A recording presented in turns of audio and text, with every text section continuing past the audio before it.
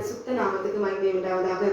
Eternal Holi spirit ministries வழியாக கர்த்தருடைய வார்த்தையை உங்களோடு கூட பகிர்ந்து கொள்வதிலே நாங்கள் மிகவும் சந்தோஷப்படுகிறோம். மிராக்கிள் டிவி விசுவாசிகளுக்கு கர்த்தருடைய நாமத்தினாலே உங்களை வாழ்த்துகிறோம், உங்களை வரவேற்கிறோம். இந்த காலை வேலையில எல்லாரும் சாப்பிட்டுருப்பீங்க நான் விசுவாசிக்கிறேன். சாப்பிடலன்னா ஒருவேளை நீங்கள் மிகவும் ஆசீர்வதிக்கப்பட்டவர்கள். கர்த்தருடைய வார்த்தை உங்களுடைய ஆத்மாவுக்கு உங்களுடைய சரீரத்துக்கும் ஏற்ற வார்த்தையை நீங்கள் கேட்டு பிற்பாக நீங்கள் சாப்பிடும் பொழுது நிச்சயமாகவே தேவனுடைய பரிபூர்ணமான ஆசீர்வாதமும் ஆரோக்கியமும் உங்களுக்கு நிச்சயமாக உண்டு. அல்லேலூயா. முதலாவது நீதியை தேடுங்கள், பிறகு இவர்களெல்லாம் உங்களுக்கு கூட கொடுக்கப்படும் என்று ஆண்டவராகிய இயேசு கிறிஸ்துவின் வார்த்தையின்படியே இந்த நாளிலே குடும்பத்தில் இந்த காலை வேளையிலே நீங்கள் எப்படிப்பட்ட சூழ்நிலை வேதனையோடு கூட நீங்கள் இருந்தாலும் மனக்கவலையோடு கூட இருந்தாலும் கர்த்தர் அதை இல்லாமல் போக செய்ய வல்லவராக இருக்கிறார். நம் கண்களை மூடி நாம் ஜெபிக்கலாம்.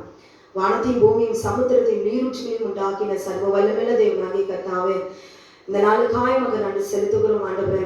இந்த காலை வேளையில கூட கர்த்தருடைய பிரசன்னம் கேட்கிற ஒவ்வொரு வீடுகளுக்குள்ளாக உடைய மகிமை இறங்குவதாக, தேவனுடைய வல்லமை இறங்குவதாக, சத்தியத்தை அறிகிற அறிவு, தேவனை அறிகிறதான கண்கள் திறக்கப்படுவதாக, செவிகள் திறக்கப்படுவதாக. ஆண்டவரே, அடைக்கப்பட்டிருக்கிறதான எல்லா வாசல்களையும் திறந்து உடைய வார்த்தை கேட்கும்படி அமர்ந்திருக்கிற உடைய பிள்ளைகளோடு கூட கர்த்தர் நீ பேசுவீராக.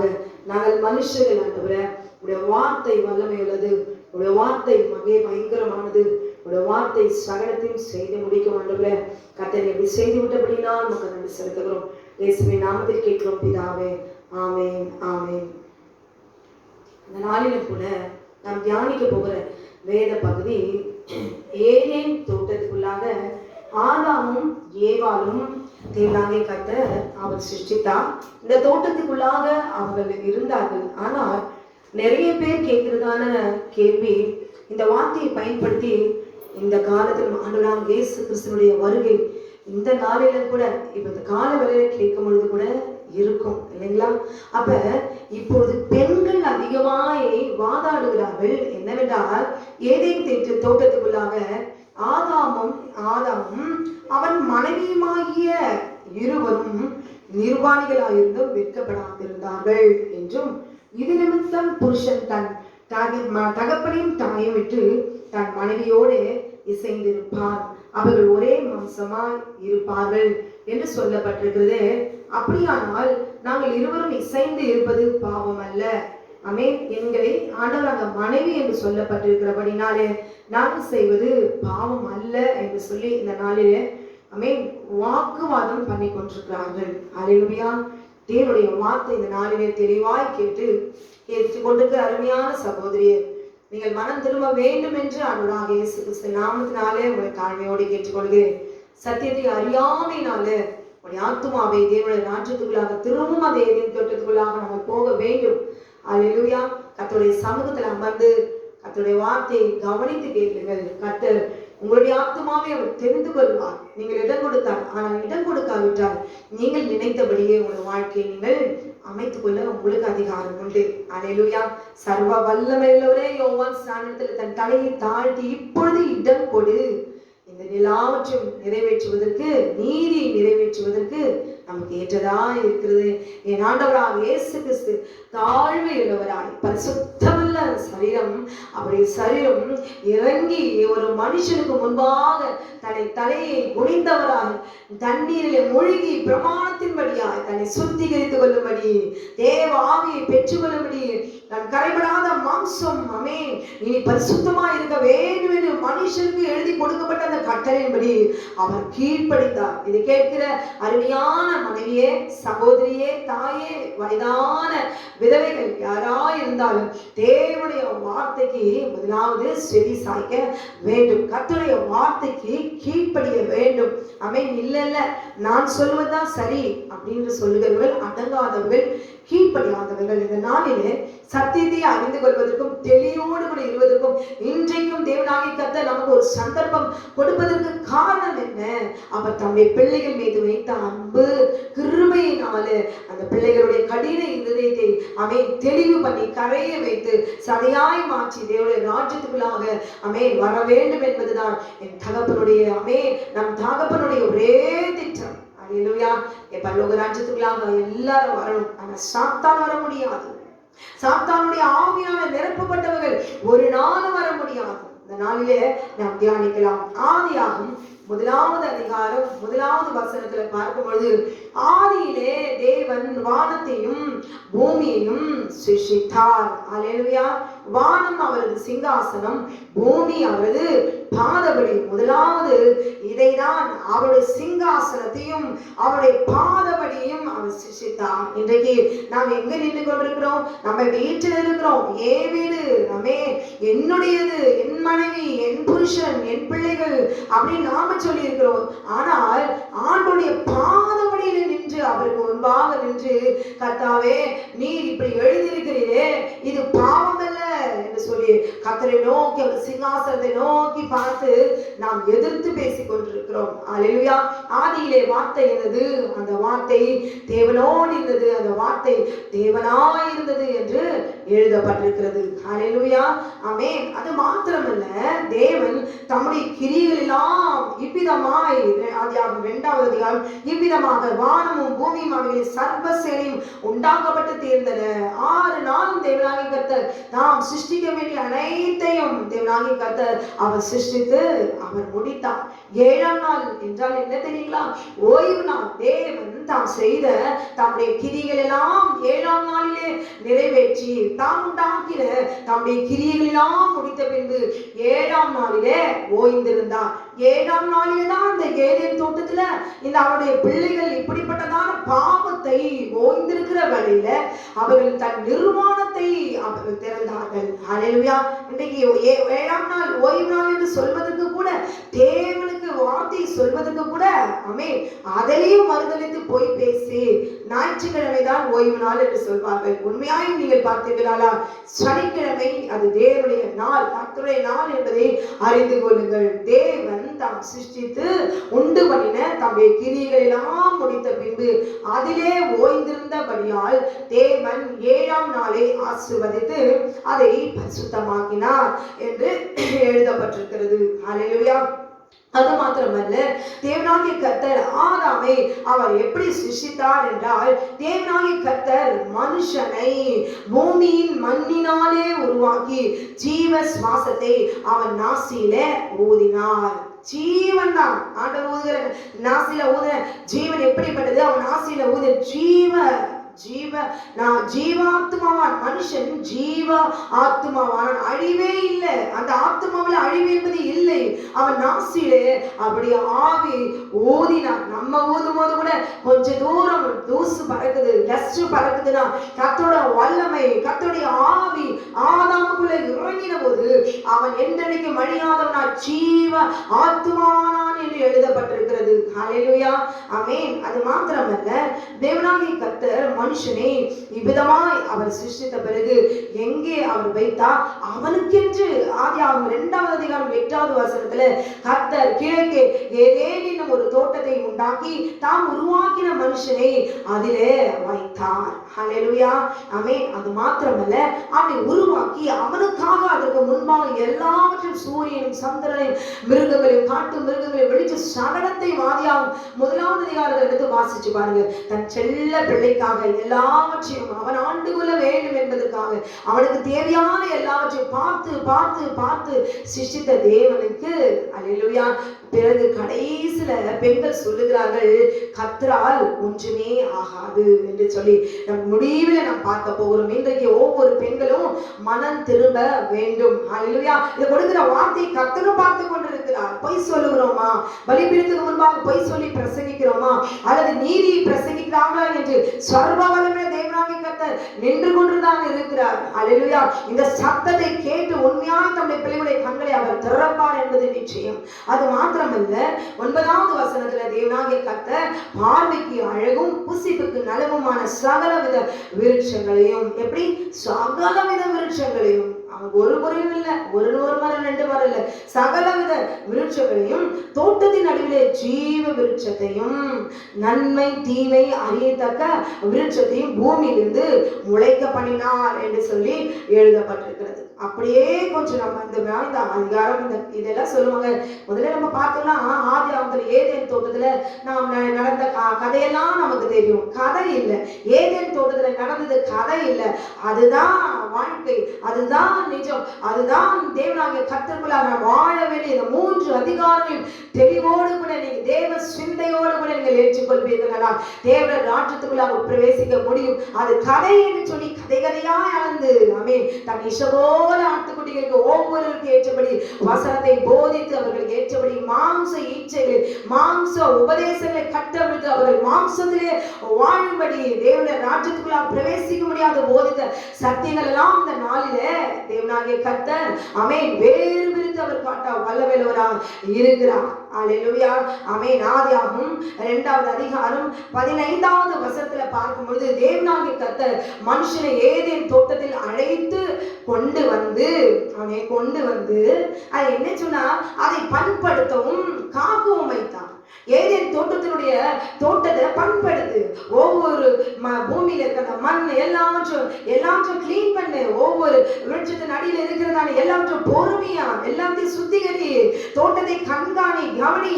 அது மாத்திரமல்ல தோட்டத்துக்கு காவலாளியாய் அதிகாரி அவன்தான் முத்திரை மோதிரமாய் சகலத்துக்கும் அதிகாரம் உடையவனாய் அவனை பண்படுத்தவும் ஏதேன் தோட்டத்தை காக்கவும் வைத்தான். தோட்டம் என்பது என்ன? நம்முடைய சரீரம். அல்லேலூயா க்ளோரி. நம்முடைய சரீரம் புருஷனுக்கு கீழ்ப்படிய வேண்டும், புருஷனுக்கு கீழ்ப்படிந்தே இருக்க வேண்டும் என்று சொல்லியே இந்நாள் வரைக்கும் அவர் வளர்த்து விட்டார்கள் சபையில. ஆனால் 2 பேருக்கும் ஒரு மேல ஒரு அதிகாரி ஏதேன் தோட்டத்துக்குள்ளாக உள்ளே இன்றைக்கு நாம் நுழைய வேண்டும் என்றால் பிந்தின ஆதாமாகிய ஆண்டவராக இயேசு கிறிஸ்து நின்று கொண்டிருக்கிறார். அல்லேலூயா. அவர் வழிவிட்டால் வழிய கணவனும் இல்ல, மனைவியும் இல்ல, சித்தப்பா சித்தி குட்டி எதுவுமே உள்ள போக முடியாது, எந்த உறவும் போக முடியாது. ஆட்டுக்குட்டியாக முன்பாக எந்த உறவும் இல்லை. இவர் எனக்கு நெருக்கமான ஒரு உறவினர் என்று சொல்லி அங்க ஒன்றுமே செய்ய முடியாது. மனுஷன் மனுஷி அவ்வளவுதான். ஆதாம் என் ஆதாமுடைய மனைவி என்று சொல்லி தேவனாகிய கர்த்தர் அப்படியே விலகி விட மாட்டார். அல்லேலூயா. இந்த பூமியில நின்று ஆண்டவரே அசைத்து போடுகிறபடி பேசுகிற வார்த்தைகள். அல்லேலூயா. தேவனாகிய கர்த்தரை புண்படுத்துகிறபடி இனி பேசாதீர்கள். தேவனாகிய கர்த்தர் மனுஷனை நோக்கி நீ தோட்டத்தில் உள்ள சகல விருட்சங்களின் கனியும் புசிக்கலாம் என்று சொல்லி தேவனாகிய கர்த்தர் சொல்லியிருந்தார். அங்க சொல்லும் பொழுது பாருங்க, நீ தோட்டத்தில் உள்ள சகல விருட்சத்தின் கனியும் புசிக்கலாம். அப்படி என்றால் ஜீவ விருட்சத்தின் கனியும் புசித்திருக்கலாமே. சகல விருட்சத்தின் கனிகளும் இங்க பார்க்கும்பொழுது அங்க சகல விருட்சத்தின் கனிகளை மாத்திரம் இல்ல, தோட்டத்தின் நடுவுல ஜீவ விருட்சத்தையும் சகல வித அது எப்படிப்பட்டதா இருந்ததா? எல்லா விருட்சங்களும் பார்வைக்கு அழகும் புசிப்புக்கு நடுவுமான சகல வித விருட்சங்களையும். ஆனா அந்த ஏவாளுக்கு பாருங்க, இந்த நன்மை தீமையை அறியத்தக்க விருட்சத்தினுடைய கனி மாத்திரம் அவளுக்கு எப்படி இருக்குதா?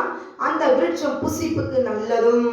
இங்க மாத்திரம் எல்லா விருட்சமும் புசிப்புக்கு கசப்பும் அப்படியே போட்டிருக்கு இல்ல. நம்ம அந்த விருட்சம் புசிப்புக்கு நல்லதும் பார்வைக்கு இன்பமும். அல்லேலூயா.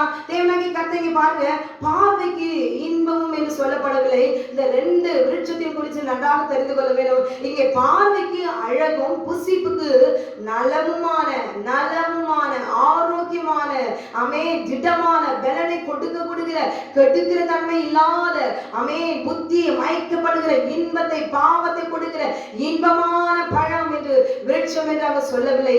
இங்கே பார்வைக்கு அழகும் புசிப்புக்கு நலமுமான சகலவித விருட்சங்களில் தோட்டத்தின் நடுவிலே ஜீவ விருட்சத்தையும் கர்த்தர் அவர் உண்டு பண்ணியிருந்தார். ஆனால் இவள் பார்வைக்கு விருட்சம் புசிப்புக்கு நல்லதும் பார்வைக்கு அழகும் புசிப்புக்கு நலவுமான விருட்சம் வேண்டாம் ஏவாளுக்கு. எப்பவுமே கண்களுக்கு அது எப்படி இருக்கும்? பார்வைக்கு இன்பமும் புத்தியை தெளிவிக்கிறதுக்கு இச்சிக்கப்படத்தக்க விருட்சமாய் புத்தி தெளியணும், கண்ணுக்கு இன்பமா இருக்கணும், பார்வைக்கு அழகா இருக்கணும். இதுதான் ஏவாள் தெரிந்து கொண்டதான விருட்சத்தினுடைய கனி. அதுதான் என்னது? நன்மை தீமை அறியத்தக்க கனி. ஹல்லேலூயா. இங்கே ஆண்டவர் ஜீவ விருட்சத்தின் கனியும் ஆதாம் சாப்பிட்டு இருக்கணும், நல்ல சகல விருட்சத்தின் கனியையும் புசித்திருக்கலாமே. அப்படி சாப்பிட்டு இருந்தா எப்பொழுதுமே அவனுக்கு சாவில்லை, என்றைக்கும் சுவாவதே இல்லை, உயிரோடு இருப்பார்கள், என்றைக்கும் உயிரோடு இருப்பார்கள் என்று எழுதப்பட்டிருக்கிறது. ஹல்லேலூயா. ஆட்டுக்குட்டியான நமக்கு கொடுக்கிற வாக்குத்தத்தம் என்ன? நித்திய ஜீவனை அளிப்பேன் என்பதே அவர் நமக்கு செய்த வாக்குத்தத்தம் என்று எழுதப்பட்டிருக்கிறது. ஹல்லேலூயா. ஆனால் இவன் ஜீவ விருட்சத்தின் கனியை புசிக்கவில்லை. ஆண்டவர் எல்லாமே சாப்பிடலாம் சொல்லியிருக்கிறாரே, எல்லாவற்றையும் புசிக்கலாம், ஆனால் நன்மை தீமை அறிந்த விருட்சத்தின் கனியை மாத்திரம் சாப்பிட வேண்டாம். ஆனா அப்படியும் நீ அதை புசிக்கும் நாளிலே சாப்பிட்டேன்னு வச்சுக்கோயேன், சாகவே சாவா என்று கட்டளையிட்டான். கட்டளைன்னு சொன்னா அவ்வளவுதான், நிறுத்திடணும். அதுல கட்டளை அங்க போகாதேன்னு சொன்னா போகாம இருந்தோம். குழந்தைங்க புத்தி ஆத்மா அறிகிற அறிவு இல்ல. அதான் இங்க போகும்போது எதிர்த்து கேள்வி, சாப்பிட்டாரா என்ன, சாப்பிட்டு பார்த்த பிறகு வருகிறதான அந்த ஆபத்தை தான் தேவனாகிய கர்த்தர் தேவன் தம்முடைய பிள்ளைகளுக்கு கீழ்ப்படிய வேண்டும். கீழ்ப்படிதல் மாத்திரமே தேவனுடைய பிள்ளைகள் என்ற பெயரை பெற்றுக்கொள்ள முடியும், தேவனுடைய புத்திரன் என்ற ஸ்லாகியத்தை பெற்றுக்கொள்ள முடியும். ஆனால் அதை புசிக்கும் நாளிலே சாகவே சாவீர்கள் என்று தேவனாகிய கர்த்தர் அவர் கட்டளையிட்டார். ஹல்லேலூயா. அதுக்கு பின்பாக நடந்த காரியங்கள் எல்லாம் நமக்கு தெரியும். ஆதியாகமம் 2வது அதிகாரம். இப்பொழுது ஆதாமை அவர் சிருஷ்டித்து விட்டார். இப்பொழுது போராடி கொண்டிருக்கிறதான கேட்கிறதான மனைவிகள், பெண்கள், சகோதரிகள், நாங்கள் வாழ்வது, நாங்கள் இசைந்திருப்பது தேவனாகிய கர்த்தருடைய சித்தத்தின்படி திட்டத்தின்படி எங்களுக்குள்ளே இருக்கிறது பரிசுத்த உறவு, எங்களுக்குள்ளே நாங்கள் அனுபவிக்கிறது இன்பம், அது கர்த்தர் எங்களுக்கு கொடுத்தது என்று சொல்லி இன்றைக்கு தேவ சிங்காசனத்துக்கு முன்பாக ஒரு பாதவடியில இருக்கிற ஸ்திரீயை இன்றைக்கு நீங்கள் புரிந்து கொள்ள வேண்டும். ஆனால் இங்கே பார்க்கும்போது ஆதாமை முதலாவது தேவனாகிய கர்த்தர் அவர் சிருஷ்டித்தார். இப்பொழுது ஏவாளை தேவனாகிய கர்த்தர் அப்படி எப்படி சிருஷ்டிக்கிறார் என்று சொல்லி நாம் பார்க்கும் பொழுது ஆதாமுக்கோ ஏற்ற துணை இன்னும் காணப்படவில்லை. அவனுக்கு எல்லாவற்றையும் சிருஷ்டித்தார், ஆனால் துணை என்று இன்னும் காணப்படவில்லை. ஆனால் இப்பொழுது பார்க்கும் பொழுது தேவனாகிய கர்த்தர் ஆதாமுக்கு அயர்ந்த நித்திரையை வர பண்ணினார். அவன் நித்திரை அடைந்தான். அவன் விழா எலும்புகளில் ஒன்றை எடுத்து அந்த இடத்தை சதையினால் அடைத்தார். ஆதாமுடைய விழா எலும்பை எடுத்து தேவனாகிய கர்த்தர் தாம் மனுஷனில் எடுத்த விழா எலும்பை மனுஷியாக உருவாக்கி அவளை மனுஷனிடத்தில் கொண்டு வந்தார் என்று சொல்லி நாம் பார்க்கிறோம். ஹல்லேலூயா. அதனால ஆதாமுடைய எலும்புல எடுக்கப்பட்டதுனால அவள் மனுஷனிடத்தில் கொண்டு வந்த பிறகு அவள் மனுஷி என்று சொல்லி ஆதாம் அவளை பார்த்து சொல்லுகிறார், இவள் என் எலும்பின் எலும்பும் என் மாம்சத்தில் மாம்சமாய் இருக்கிறாள், இவள் மனுஷனில் எடுக்கப்பட்டபடினால் மனுஷி எனப்படுவாள் என்றாள். ஹல்லேலூயா. இது நிமித்தம் புருஷன் தன் தகப்பனையும் தன் தாயையும் விட்டு, இந்த வசனத்தின்படி இன்றைக்கு நிறைய பேர் அப்படிதான் இருக்கிறாங்க. புருஷன் தன் தகப்பனையும் தாயையும் விட்டு. இதை கேட்கிற அருமையான சகோதரியே, இந்த வார்த்தையை மாத்திரம் சரியாய் செய்து கொண்டீர்கள். தன் தகப்பனையும் தாயையும் விட்டு, தாயை விட்டுன்னு சொல்லியிருக்கிறாரு. அப்ப அப்படி அர்த்தம் வருமா? திருமணம் ஆயிட்டா தன் தாயின் தகப்பனை அப்படி கைவிட்டுடணும், மறந்துடணும், அவங்க என்ன இருக்கக்கூடாது, அவங்க பக்கமே போகக்கூடாது, அவங்களை போய் பார்க்க கூடாது, அவங்க பக்கத்துல உட்கார கூடாது, அவளை ஆறுதலாய் பேசக்கூடாது. எத்தனை மனைவிக்கு முன்பாக அவருடைய கணவன் என்று வந்த பிறகு தன் தாயினிடத்துல பக்கத்துல உட்கார்ந்து அன்பாய் பேசுகிறீர்கள், தலையை கோதி விட்டுருக்கிறீர்களா? தன் மார்போடு அரவணைக்க ஒரு மனைவி விட்டுருக்கிறார்களா? தான் தாய்க்கு ஆசைப்படுவதை வாங்கி கொடுக்க விட்டுருக்கீங்களா? எதுவுமே விடுவதில்லை. தன் தாயை பார்க்க போனாலே முகத்தை தூக்கி வச்சுட்டு எத்தனை மனைவிகள் கர்த்தர் சொன்னார் என்று சொல்லியா? அதுக்கு பின்பாக வருகிற வார்த்தைக்கு வாதாடுகிற மகளே, இந்த நாளிலே மனம் திரும்ப வேண்டும். ஆண்டவர் சொன்னாரு, தன் தாயும் தகப்பனையும் விட்டு அப்படியே அனாத ஆசிரமத்தில் எங்க போய் சேர்த்தணும், எங்கேயோ போய் படிச்சு தள்ளிடு, அந்த தாய் எலும்பும் மாம்சத்தில் மாம்சமா இருக்கிறது வாதாடுகிறே அல்லவா?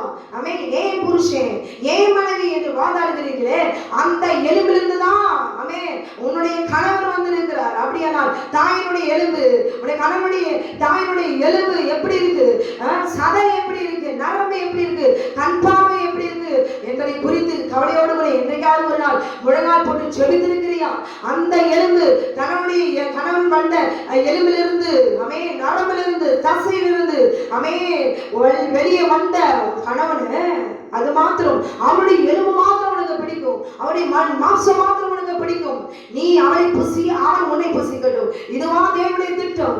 கர்த்தர் சொல்லுகிறார், உன் தாயும் தகப்பனையும் விட்டு அப்பா அப்படியே அனாதையை விட்டு ஓடி வந்துரு, உனக்கு மனைவிதான் இன்னைக்கு மேலும் தேவனாகிய வார்த்தை அப்படியா சொல்லுகிறது. ஆனால் அதையும் தவறாய் பிடித்து கொண்டு இன்றைக்கு அனாதை ஆசிரமங்களில் தன் தாயை அனாதையை விட்டு வேடிக்கை பார்க்க எத்தனை கல்லெஞ்சக்காரர்கள். ஆமென். தாயே, ஒரு உங்களை பெற்றிருந்த தாய்க்கு ஈடு இணையால் உங்களால என்னத்தை கொடுக்க முடியும்? பணத்தை ஈடு கட்ட முடியுமா? ஆமென். பிரசவிக்கும் பொழுது முக்கி முக்கி கண்ணீரோடு கூட நான் செத்து போவேனோ, ஆமென், இந்த பிள்ளையுடைய முகத்தை நான் பார்ப்பேனோ, பிரசவத்துக்கு போகும்போது தன் கணவரை பார்த்து பயந்தவளாய் கதறினவளாய் தெய்வத்தை நோக்கி ஆமென் கதறினவளா, எனக்கு ஜீவனை கொடுக்கிறவரே என் பிள்ளையை காண உதவி செய்யும் என்று ஒரு பொருத்தனையோடு கூட ஆமென் இந்த ஆபரேஷன் தியேட்டர்ல அவர் பிரவேசிப்பார். வீட்டுக்குள்ளே முழங்கால் பண்ணிட்டு போவார். ஆனால் உன் புருஷனுடைய எலும்பும் மாம்சம் மாத்திரம் உனக்கு இன்பமாய் இருக்கிறது. ஆனால் அவளை பெற்றெடுத்த தாய் தகவனுடைய எலும்பு உனக்கு கசப்பா இருக்கு, அதனால தூரம் விட்டுட்டு போயிடு. ஹல்லேலூயா. அப்படியே உன் கணவனுடைய தாயும் தகவனும் பொல்லாதவளா இருந்தாலும் கூட அவனுடைய ஜீவனுடைய கணவனுக்குள்ளாக இருக்கிறது என்று அறிந்து பய பக்தியோடு கூட இந்த நாளில் அடங்காத பெண்கள், அடங்காத சகோதரர்கள், அடங்காத மனைவிமார்கள், ஆமென், நாளைக்கு நீங்களும் வயதான ஒரு கிழவனாய் உட்கார வேண்டிய சூழ்நிலை இருக்கிறது என்பதை மறந்து விடாதீர்கள். உங்களுடைய எலும்பும் தேய்ந்து போகும், உங்களுடைய நரம்புகளும் வலி வரும், உன் தசைகளிலும் வலி வரும், பலவீனப்பட்டு போவீர்கள். ஹல்லேலூயா. நீங்கள் ரெண்டு பேரும் அப்படியே இளமையோடு கூட அப்படியே பாவ இன்பத்தை சந்தோஷத்தை அனுபவித்துக் கொண்டே இருக்க முடியுமா? இருக்காது. ஹல்லேலூயா.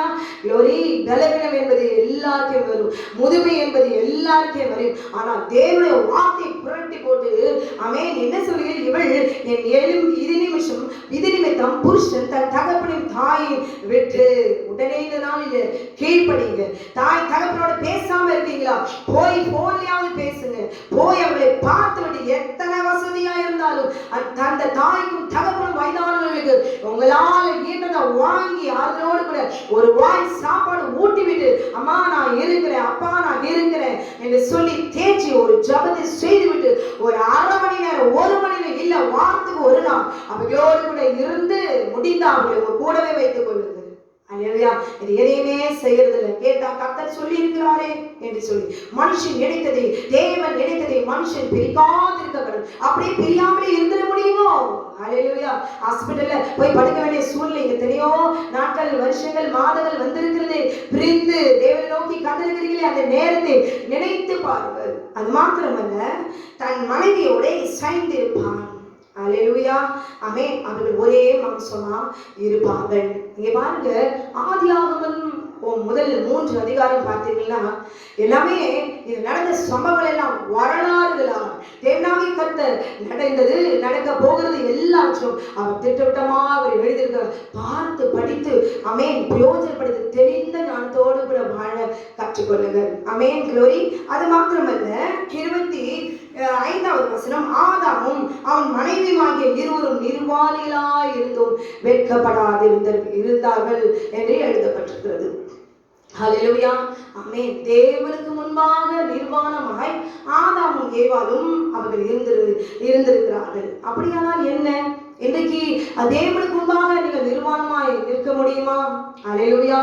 வசனமே உங்களுக்கு தெளிவாய் சொல்லிக் கொடுக்கிறது. தேவ சமூகத்துல தேவனோடு கூட தேவன் பார்க்கிறார், அவர்களோடு கூட வந்து பேசுகிறார். பகலின் குளிர்ச்சியான வேளையில வந்து ஒவ்வொரு நாளும் தேவனாகிய கர்த்தர் அவர்களோடு கூட பேசுகிறார். தேவனுக்கு முன்பாக இன்றைக்கு நீங்கள் நிர்வாணமாய் இருக்க முடியுமா? உங்களுக்குள்ளே இருக்கிறது என்ன ஆவி என்பதை இந்த நாளில் அறிந்து கொள்ள வேண்டும். ஆதாமுக்குள்ள எப்படிப்பட்ட ஆவி இருந்தது என்று சொல்லி நாம் பார்க்கும்பொழுது, ஏன் ஒரு தேவனுக்கு முன்பாக இப்பொழுது ஆட்டுக்குட்டியான ரத்தம் சிந்தப்பட்ட பிறகு தேவனுக்கு முன்பாக நாம் எப்படி போய் நின்றோம்? பயபக்தியால் கிருபையுள்ள தேவனுக்கு முன்பாக எப்பேற்பட்ட பாவத்தை நாம் செய்திருந்தாலும் கிருபையுள்ள தேவனுக்கு முன்பாக ஓடி அப்பா பிதாவே கூப்பிடுகிற புத்திர சுவிகாத்தை அவர் தந்து விட்டபடினால நாம் ஓடி போகிறோம். ஹல்லேலூயா. தேவனுக்கு முன்பாக நிர்வாணமாய் நிற்க முடியுமா? முடியவே முடியாது. ஆனால் ஏதேன் தோட்டம், க்ளோரி, மகிழ்ச்சியான தோட்டம். மகிழ்ச்சி ஏதேன் என்றால் மகிழ்ச்சி. அந்த இடத்துல துக்கமோ வேதனையோ கண்ணீரோ இருப்பதே இல்லை. ஆமென். தேவனுடைய தோட்டத்தில் இருக்கும்பொழுது தேவனுக்கு முன்பாக நாம் எப்படி நின்றோம்? நிர்வாணமாய் நின்றோம். அப்படியானால் இன்றைக்கு நாம் நிற்க முடியுமா? ஏன் நாம் தேவனுக்கு முன்பாக இன்னைக்கு நிர்வாணமாய் நிற்க முடியாததற்கு காரணம் என்ன? அப்படியானால் ஆதாமுக்குள்ளே இருந்த ஆவி எப்படிப்பட்ட ஆவி என்பதை நாம் அறிந்து கொள்ள வேண்டும். க்ளோரி. ஆனால் பாவம் ஏதேன் தோட்டத்துக்குள்ளாக பாவம் பிரவேசிப்பதற்கு முன்பாக ஆமென் ஆதாம் இங்கு சொல்லப்பட்டது அவன் மனைவியும் தேவனுக்கு முன்பாக எப்படி இருந்தார்கள்? இருவரும் நிர்வாணிகளாய் இருந்தார்கள். மனைவி என்று சொல்லப்பட்டிருக்கிறது. அப்படியானால் நான் அவனோடு கூட இசைந்திருப்பேன் என்று சொல்லப்பட்டிருக்கிறது. அவர்கள் இருவரும் ஒரே மாம்சமாய் இருப்பார்கள் என்று சொல்லப்பட்டிருக்கிறது. அப்படியானால் இங்கே இசைந்திருக்கவில்லையே. அவன் ஒரே மாம்சமாய் தான் இருந்தார்கள். ஆனால் இங்கே அவர்கள் பழுகி பெருகவில்லையே. ஹல்லேலூயா. பிள்ளைகள் பெற்றுக் கொள்ளவில்லையே, பாவத்தை செய்யவில்லையே, தேவனுக்கு முன்பாக நிர்வாணமாய் நின்றார்களே. இன்னைக்கு நாம் சொன்னபடியே தேவன் சொல்லி இருக்கிறாரே, அவருக்கு முன்பாக நிர்வாணமாய் நின்றிருக்கிறார்களே. இன்றைக்கு நாம் நிர்வாணமாய் தேவனுக்கு முன்பாக நிற்க முடியுமா? ஹல்லேலூயா. முடியாதே. க்ளோரி. உள்ள இருக்கிற ஆவியை சொல்லிவிடும். நமக்குள்ள இருக்கிற ஆவி எப்படிப்பட்ட ஆவி? ஆதியாகமம் 2வது அதிகாரம் 7வது வசனத்தை தேவனாகிய கர்த்தர் மனுஷனை பூமியின் மண்ணினாலே உருவாக்கி ஜீவ சுவாசத்தை அவன் நாசியிலே ஊதினார். அப்படியானால் ஆமென் அவனுக்குள்ளாக கர்த்தருடைய ஆவி அவனுக்குள்ளாக இருந்தது. பரிசுத்த ஆவி ஆதாமுக்குள்ளாக இருந்தது. எப்படிப்பட்ட ஆவி? பரிசுத்த ஆவி என்று சொல்லி பார்க்கிறோம். அப்ப பரிசுத்த ஆவியானவர் ஆதாமுக்குள்ளாக இருக்கும்போது அவன் ஜீவாத்மாவாய் இருக்கிறான். அவன் சரீரம், அவன் ஆத்மா, அவனுடைய ஆவி முழுவதும் பரிசுத்தமாய் இருக்கிறது. அப்படியானால் தேவனுடைய பரிசுத்த ஆவி, தேவனுடைய ஆவியானவர் அவனுக்குள்ளாக இருக்கும் பொழுது ஹல்லேலூயா நிர்வாணமாய் என்றாலும் பாவம் இல்லை. தேவனுக்கு முன்னாக பரிசுத்தமாய் இருக்க முடியும். க்ளோரி. ஹல்லேலூயா.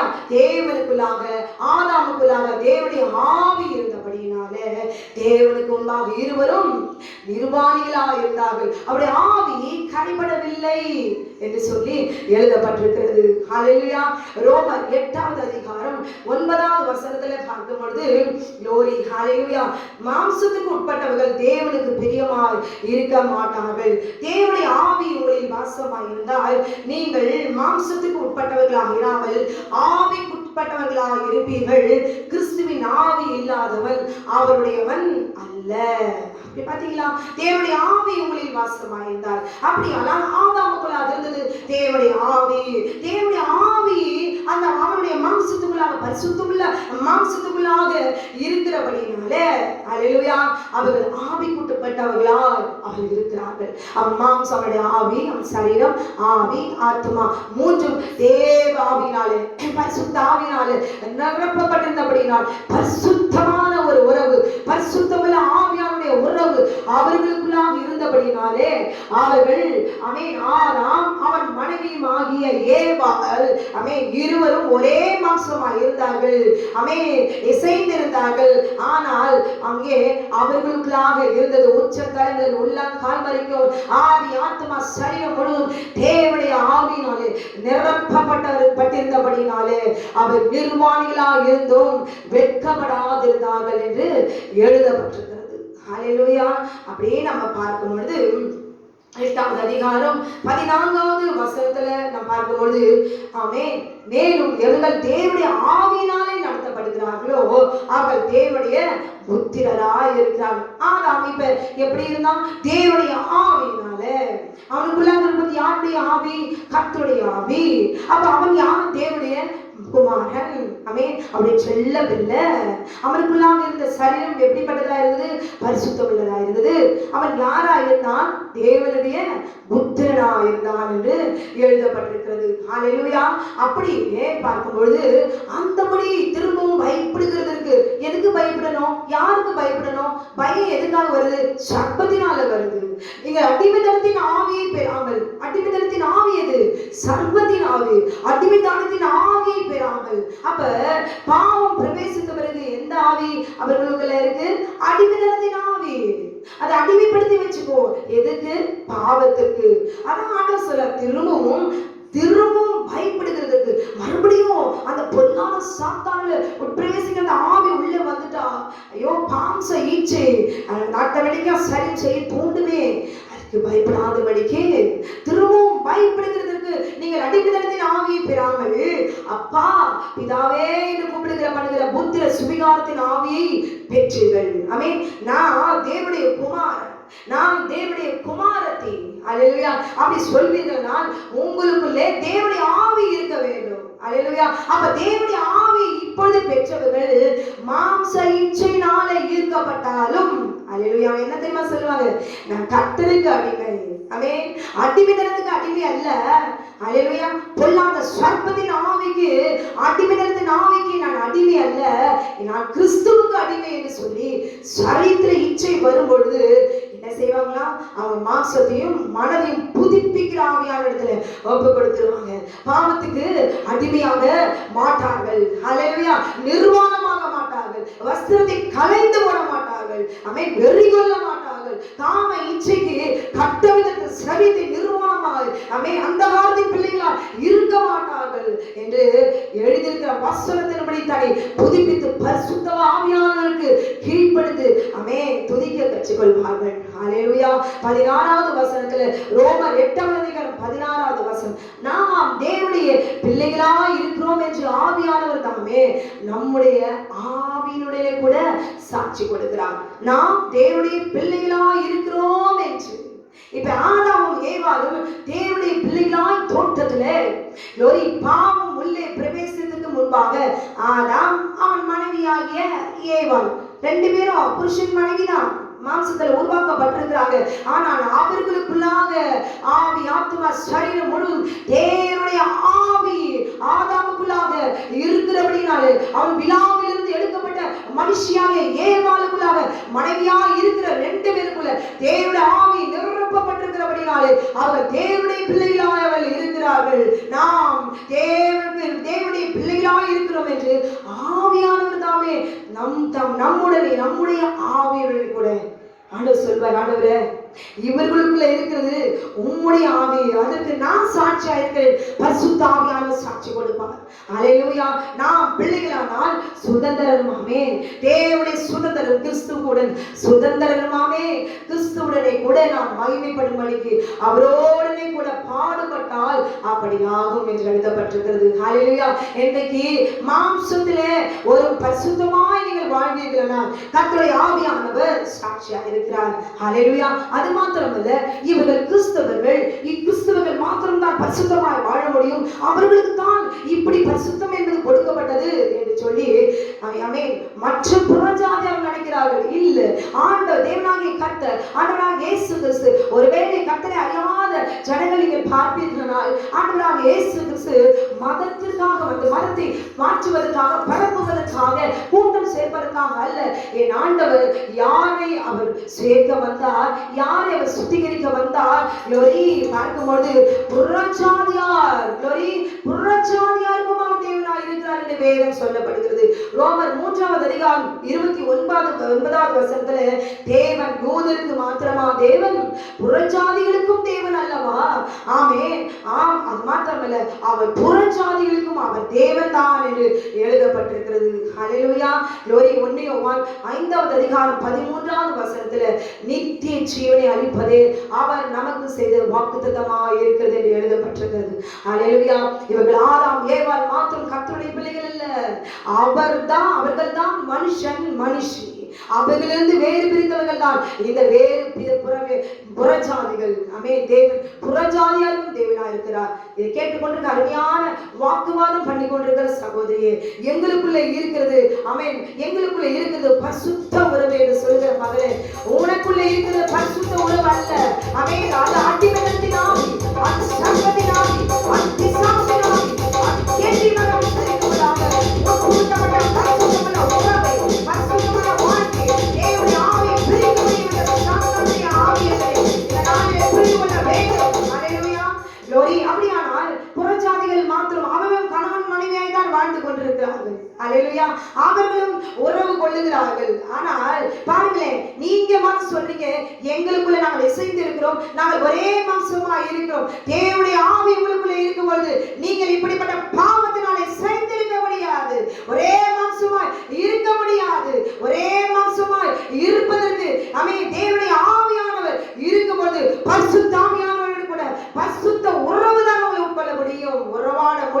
ஆனால் புறஜாதிகள் மாத்திரம் அவருடைய கனவுக்கு துரோகம் செய்கிறார்களோ அவர்கள் செய்கிறது பாவமோ.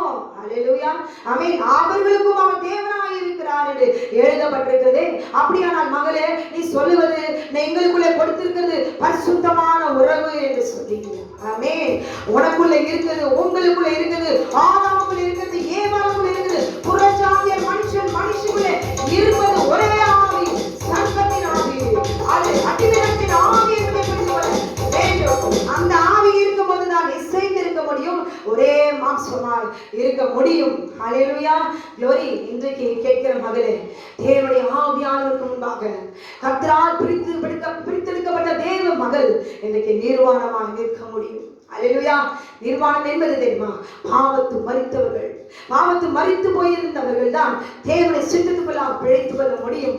தேவனுடைய வார்த்தையால சுத்திகரித்துக் கொள்ள இன்றைக்கு தேவனுக்கு முன்பாக அவன் தைரியமாய் நிற்கிறார்கள். பாவத்தை விட்டு விலகி வந்தவர்கள் தேவனுக்கு முன்பாக நிர்வாணமாய் அவர்களால் நிற்க முடியும். ஆமே, நான் பாவி அல்ல ஆண்டவரே, நான் சுத்திகரிக்கப்பட்டவன் என்று தேவனுக்கு முன்பாக ஆமே நிற்பார்கள் தைரியமாய். ஆண்டவர் முன்பாக நம்முடைய மகள் ஆண்டவரே ஆவியான சாட்சி கொடுப்பா, இந்த மகனுக்குள்ளே இருப்பது தேவனுடைய ஆவி, இந்த மகனுக்குள்ளே இருப்பது தேவனுடைய ஆவி என்று. அல்லேலூயா. அப்பொழுதுதான் நீங்கள் மறுபடியும் அவருடைய செல்ல பிள்ளையால் நீங்கள் முத்திரை போடப்படுகிறீர்கள் என்று உணர்ந்து கொள்வீர்களாக. அல்லேலூயா. இந்த சத்தியத்தை உணர்ந்து தெளிவு கொள்ளுங்கள். ஆதாமுக்கு 2 மனைவிகள் உண்டு. அவன் ஏதேன் தோட்டத்துக்குள்ள பாவம் உள்ளே பிரவேசிப்பதற்கு முன்பாக ஆதாமும் ஏவாளும் மனைவி என்று சொல்லப்பட்டிருக்கிறதே, அது பரிசுத்தமான உறவு. அல்லேலூயா. பரிசுத்த ஆவியினாலே அவர் ஆவி ஆத்துமா சரீரம் நிரப்பப்பட்டிருக்கிறது.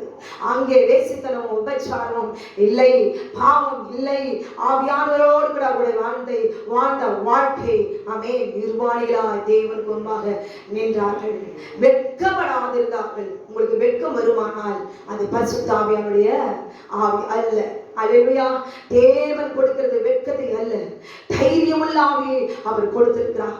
அடிமைத்தனத்தின் ஆவி உங்களை ஆட்கொண்டிருக்கிறபடியினாலே அறியாமையினாலே தேவன் எனக்கு இதற்கு தான் சிருஷ்டித்தார் என்று சொல்லி கேவலமாக உங்களுடைய வாழ்க்கை அற்பமான ஒரு மாம்சத்துக்காக அமை வருகிற அந்த பொல்லாத ஈச்சையினாலே வருகிற அந்த பாவத்தை நீங்கள் ருசித்து அமே இதுதான் கர்த்தர் எனக்கு தந்திருக்கிறார், அமே இதுக்குதான் மனைவி என்பவர் உங்களோடு கூட உறவு வைத்துக் கொள்வது அல்ல, உறவாடுவதற்கு தேவாவியானவர் அவர் கொடுத்தார்.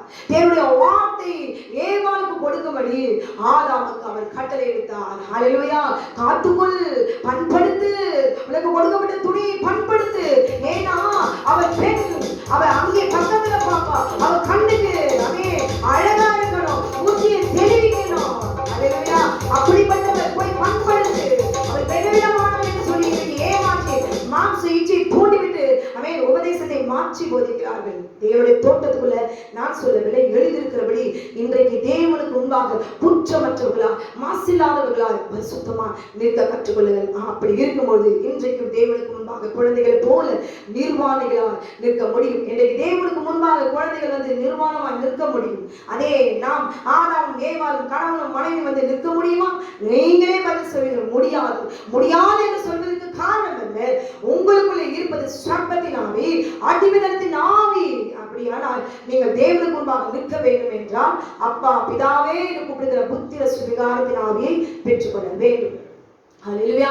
ஆதாம் ஏதேன் தோட்டத்துக்குள்ளாக பாவம் உள்ளே பிரவேசிப்பதற்கு முன்பாக ஆதாம் அவன் மனைவியும் பரிசுத்தமாய் இருந்தார்கள், பரிசுத்த ஆவியானவரால் நிரப்பப்பட்டிருந்தார்கள் என்பதை உணர்ந்து இன்றைக்கு உங்களுடைய குடும்பம் பரிசுத்தமாக்குவதற்கு உங்களுடைய ஆவி ஆத்மா சரீரத்தை தேவனுக்குள்ளாக நீங்கள் அர்ப்பணியுங்கள். ஹல்லேலூயா.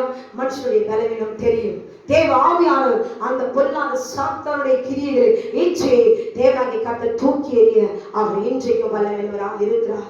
ஆமே, இந்த சத்தியத்தை ஏற்றுக்கொண்டு அவரோடு கூட இணைந்து உறவாட கற்றுக்கொள்ளுங்கள். அல்லேலூயா. மாம்சத்தின் சிந்தை மரணம் என்பதை உணர்ந்து புதுப்பிக்க கொள்ளும்படி உங்களுடைய சரித்தை ஆண்டவருக்கு ஒப்புக் கொடுங்கள். அல்லேலூயா. ஒரு பாடலை பாடி கர்த்தரை நாம் மகிமைப்படுத்தலாம். இயேசுவை போல் அழகுள்ளோர் யாரும் இல்லை இப்போது.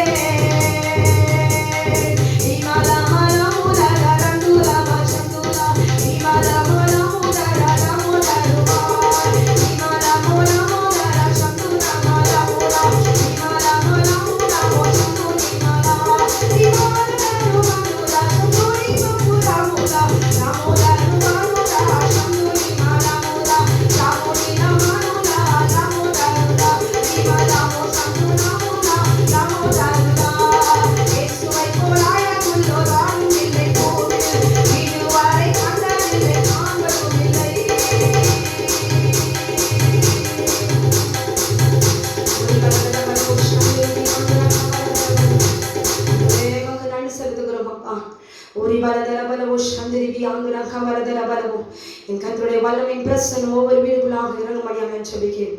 பொல்லாத சாத்தானான் விதைத்த ஆண்டவரே எல்லா பொல்லாத சத்தியங்களை கர்த்தர் வேறு பிரித்து நீ காட்டி கொடுத்திருக்கிறீர் ஆண்டவரே.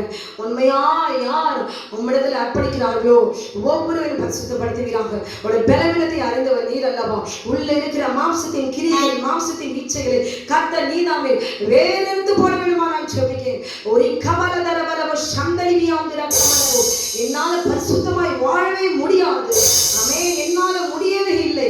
இதோ சத்தியத்தோடு போராடுகிற இவ்விதமான பொல்லாத வார்த்தைகள் அடிமைத்தனத்தின் ஆவியால சிக்கொண்டிருக்கிற சர்ப்பத்தினால நிரப்பப்பட்ட பொல்லாத ஆவியால நிரப்பப்பட்டு குடும்பத்தை சீரழிக்கிற மாம்ச இச்சையினால சரித்தை அழித்து நாசப்படுத்துகிறதான மண்ணுக்கு போகிற பொல்லாத கிரியைகளை அழிக்கும்படியான அப்பா ஒவ்வொரு குழந்தைகளையும் விடாதபடி கட்டி வைத்திருக்கிற மாம்சத்தின் ஈச்சைகள் கர்த்தர் எரிப்பினாக. அதெல்லாம் தன் பிள்ளைகள் பரிசுத்தமாய் இருக்க வேண்டும் விரும்புகிறார்களே. முதலாவது தாயும் தகவலும் கணவனும் மனைவியும் பரிசுத்தத்தை தேவனுடைய ஆவியை பெற்றுக் கொள்வார்களாக. தேவனுடைய ஆவி நம்ம கர்த்தருடைய ஆவியான எங்கே உண்டோ அங்கே விடுதலை உண்டு என்று எழுதியிருக்கிற வார்த்தை இப்பொழுது கேட்கிற ஒவ்வொரு மீதும் ஆட்டுக்குட்டியாருடைய வல்லமை இறங்குவதாக. ஆட்டுக்குட்டிய ரத்தம் இறங்குவதாக. மாம்சத்தின் கிரியை அழிக்கும்படி பிசாசுடைய கிரியை அழிக்கும்படி தேவ குமாரனை வெளிப்படுகிறார். கேட்கிற ஒவ்வொரு வீடுகளுக்காக இந்த காலை வல்ல தேவனுடைய பிரசன்னம் பலமாய் இறங்குவதாக. கட்டளைந்து ஒளிவீராக. ஒவ்வொரு பிள்ளைகளையும் கர்த்தர் ரட்சிப்பீராக. ஒவ்வொரு பிள்ளைகளுடைய குழந்தைகளுடைய ஆத்துமாவை தேவனாகிய கர்த்தர் பரிசுத்தமுள்ள சந்ததியார் கர்த்தரை உருவாக்கினீரே ஆண்டவரே. அப்பா உடைய கிருபை இறங்கட்டும் அப்பா. உடைய ஆவி ஒவ்வொரு மனுஷனுக்குள்ளாக இருக்கிறது. ஆவி கர்த்தர் தந்த தீபமாய் இருக்கிறது எழுதியிருக்க உங்க வார்த்தையின்படி உங்க ஆவியை நீர் ஏற்றுக் கொள்வீராக.